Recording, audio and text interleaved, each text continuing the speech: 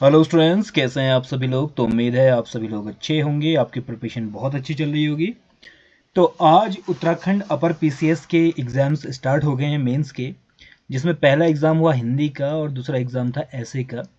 निबंध जो था आपका ठीक ठाक आया है। कुछ निबंध के एक टॉपिक ऐसे थे जो चौंकाने वाले थे, जिसके बारे में पहले से एक्सपेक्टेशंस नहीं थी कि इस तरह के पूछ लेगा उत्तराखंड, ठीक है।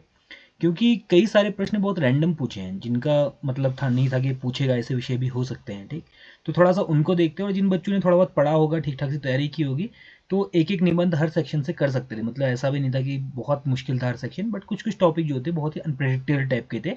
तो देखते हैं, सबसे पहले स्टार्ट करते हैं हम लोग। थोड़ा सा उसको छोटा कर लेते हैं। पहला क्वेश्चन देखते हैं, साहित्य समाज और संस्कृति का अंतर संबंध। तो ये तो एक ऐसा टॉपिक था कि आपको पता ही था, इसमें इस तरह से आएगा, कुछ ना कुछ साहित्य को कहीं पूछा जाएगा, समाज के परिप्रेक्ष्य में पूछा जा सकता है। तो ये बहुत ही ऑब्वियस था, और लगभग अगर 100% बच्चे हैं तो 100% बच्चों में से लगभग 60% बच्चों ने तो इसी को उठाया होगा। बहुत आसान टॉपिक था, मतलब एक प्रकार से साहित्य लिखना था, फिर समाज लिखना था, फिर संस्कृति लिखना था। इन तीनों को आपस में इनका अंतर संबंध लिख देना था, ठीक है। तो बहुत आसान सा पेपर था। दूसरा, एक बहुसांस्कृतिक समाज में सामाजिक समरसता, चुनौतियां एवं समाधान, social harmony in a multi cultural society, challenges and solution. ये जो क्वेश्चन था, ये क्वेश्चन मैंने आपको टेस्ट सीरीज में भी दिया था और बताया भी था कि बहुत इंपॉर्टेंट टॉपिक है। ये टॉपिक वही टॉपिक है जो आपका उत्तरकाशी में हुआ था, ठीक है। उत्तरकाशी में जो हुआ था ये वही है, ये वही है जो हल्द्वानी में हुआ था, ठीक। अब इसको पूछने का तरीका थोड़ा सा क्या किया, तमीज के कागज में लपेट के पूछ देना। वैसे नहीं पूछ सकते कि हिंदू मुस्लिम वाली बात नहीं पूछ सकते, तो उसको ऐसे पूछ दिया कि एक बहुसांस्कृतिक समाज में सामाजिक समरसता, चुनौतियां एवं समाधान। तो ये पूरा पूरा हल्द्वानी वाला और जो उत्तरकाशी वाला मामला था वही लगभग उठा दिया था। इससे यहाँ प्रश्न आया है, और आप जीएस में देखना, जीएस में भी इससे प्रश्न आएगा पक्का। एक प्रश्न जीएस में भी रहेगा कि आपका सेक्युलरिज्म या स्टेप का कुछ धर्म वर्म को लेकर रहेगा, क्योंकि ये बहुत हॉट टॉपिक था। तो ये दो के दो ही एक्सपेक्टेड थे, जिसने ये किया होगा तो किया होगा, अदरवाइज ये वाला कर लिया होगा। तो ये भी काफ़ी सारे बच्चों ने किया होगा। भारत की विदेश नीति की प्रवृत्तियां, परिवर्तन एवं निरंतरता, trends in India's foreign policy, continuity and change, ठीक है। तो ये थोड़ा सा ऐसा टॉपिक है कि थोड़ा कम लोगों ने किया होगा। वो ये वही करेगा जिसका आईआर में अच्छा हाथ है। भारत की विदेश नीति को आपको समझना पड़ेगा। जो पंचशील सिद्धांत है वहाँ से स्टार्ट करते हुए नेहरू एरा से लेते हुए इंदिरा गांधी, ईटीसी, तो बहुत थोड़ा डीप नॉलेज इसकी चाहिए होगी। तो जो आपका कोल्ड वॉर थी वो सब, ये सारी प्रवृत्तियां इसमें आ जाएंगी, और कैसे भारत ने फिर और आगे बढ़ा था अपने फॉरेन पॉलिसीज में, वो सारी चीज़ें थोड़ा टफ है, तो कम बच्चों ने किया होगा।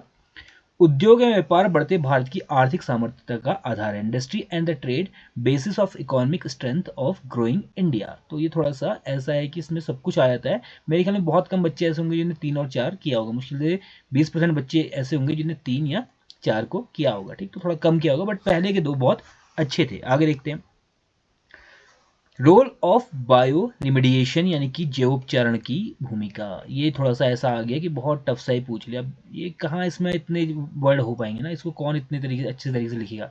ये वही लिख सकता है जिसने बिल्कुल बहुत बढ़िया तरीके से इसको पढ़ा होगा। जीएस के लिए क्वेश्चन ठीक था, बट ये निबंध में क्यों दे दिया, अब ये यूकेपीएससी समझ सकता है कि भाई कैसे इस तरह के, ठीक है, इस तरह के टॉपिक इनके दिमाग में आ रहे हैं। ऐसे ऐसे कोई भी छोटा सा टॉपिक उठा कर ये बता देंगे तो फिर तो हो गया ना। तो थोड़ा सा अनएक्सपेक्टेड था। बहुत अच्छा टॉपिक तो नहीं कहूँगा मैं इसको निबंध के लिहाज से, बट ठीक है, जिसने किया होगा तो सही है। वैसे बहुत ज़्यादा ही था, 8 सवाल तो बिल्कुल नहीं कर पाएंगे इसमें। भारत एक उभरती वैश्विक शक्ति, सीमाएं एवं संभावनाएं।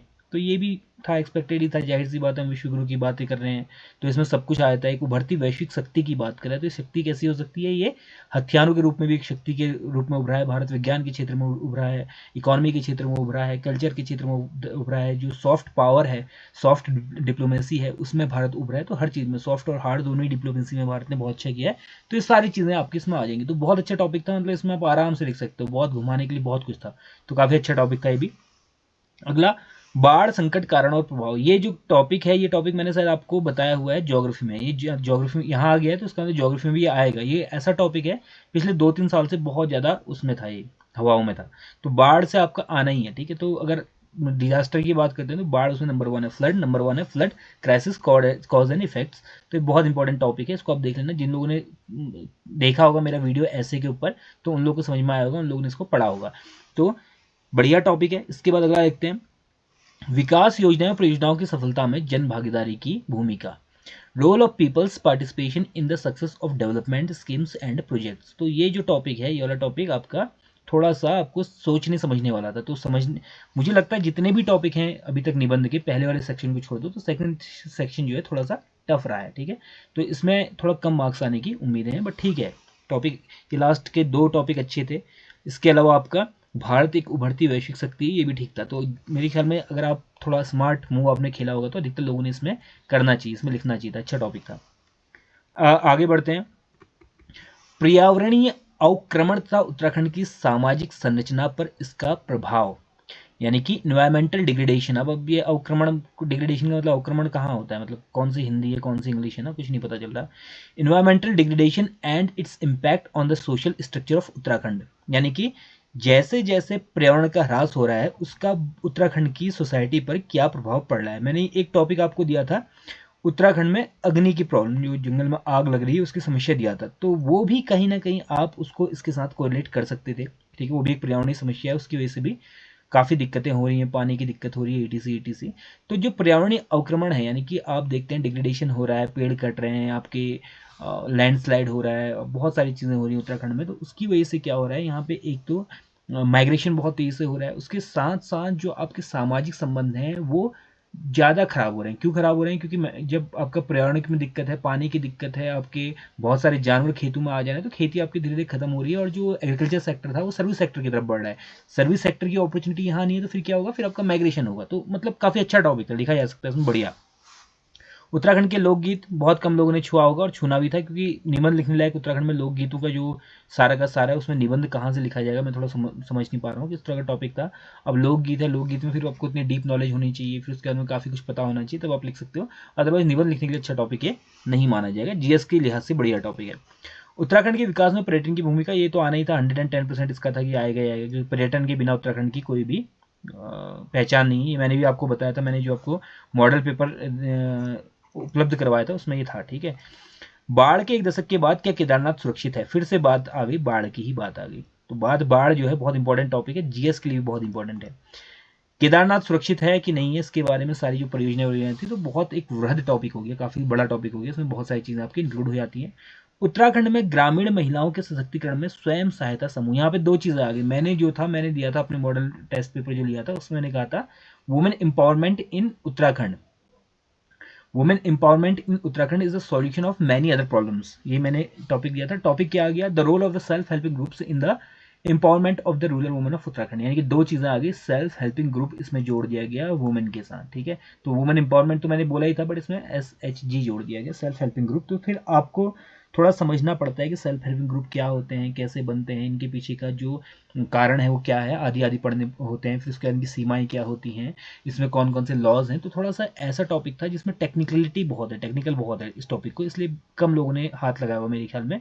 अधिकतर लोग जो होंगे उन्हें पर्यटन वाले में लगाया होगा। पर्यटन वाले में मेरे ख्याल में 50% से ऊपर बच्चे जो होंगे पर्यटन वाले ही होंगे, ठीक है, कि अपना सीधे सीधे लिखो, कोई दिक्कत नहीं है। तो टॉपिक देख रहे हैं हम लोगों ने, पूरे टॉपिक देखे, 15 टॉपिक में से लगभग 6-7 टॉपिक ऐसे हैं जो बहुत ही अजीब टाइप के टॉपिक थे। जैसे आपके लोकगीत वाला टॉपिक है, किसी को उम्मीद नहीं थी, ठीक है, आज लोकगीत पूछ रहा है, कल को लोक नृत्य पूछ देगा, परसों कुछ और पूछ देगा, परसों को मंदिर पूछ देगा। तो इस तरह की चीज़ें हैं। दूसरी चीज़ आपके बायो रेमिडिएशन वाला जो था, इसके अलावा हम लोग का तीसरी चीज़ जो इसने केदारनाथ वाला पूछा, तो कुछ कुछ ऐसे टॉपिक थे जो खतरनाक थे, बट फिर भी करने लायक पेपर था, अच्छा पेपर था। जो अगले लोअर PCS वाले हैं या अन्य एग्जाम वाले हैं, वो ज़रूर देखना इस पेपर को एक बार, और अगर लिखोगे तो लिख कर आप पोस्ट भी कर सकते हो, आप भेज भी सकते हो। थोड़ा जहाँ तक होगा कोशिश करूँगा मैं चेक करने की। बढ़िया पेपर है, और मुझे उम्मीद है कि आगे जो कल पेपर होने वाला है, कल आपके 2 पेपर होंगे, एक साइड मेरे ख्याल में हिस्ट्री वाला होगा, ठीक है, फिर दूसरा क्या होगा, दूसरा जियोग्राफी वाला होगा। तो जियोग्राफी वाले में मैंने जो टॉपिक बताया वो देख के जाना है, हिस्ट्री जियोग्राफी दोनों में ही वो टॉपिक देख के जाना। और मैं आपको बताऊंगा कि कल काफ़ी कुछ जो होगा मेरे बताए हुए पेपर से आएगा। आज का पेपर भी जिसको मैंने बताया था, अगर उसमें उतने टॉपिक भी पढ़ लिए होंगे जितने मैंने बताए थे निबंध के, मैंने कुल मिलाकर 8-10 टॉपिक बताए थे, 8-10 टॉपिक जिसने पढ़े होंगे तो आज का पेपर अच्छे से करके आ गया होगा। तो काफ़ी कुछ मेरे बताए हुए में से आया था, आज से भी आया, कल जो पढ़ोगे, कल जो एग्जाम दोगे उसमें भी देखने को मिलेगा। तो ज़रूर आप लोग देख कर जाना एक बार, वो वीडियो 10-15 मिनट का वीडियो है, उसको देख लेना, ठीक है, देख लेना, उससे आपको थोड़ा सा मदद मिल जाएगी। जल्दी मिलते हैं नई वीडियो के साथ, धन्यवाद।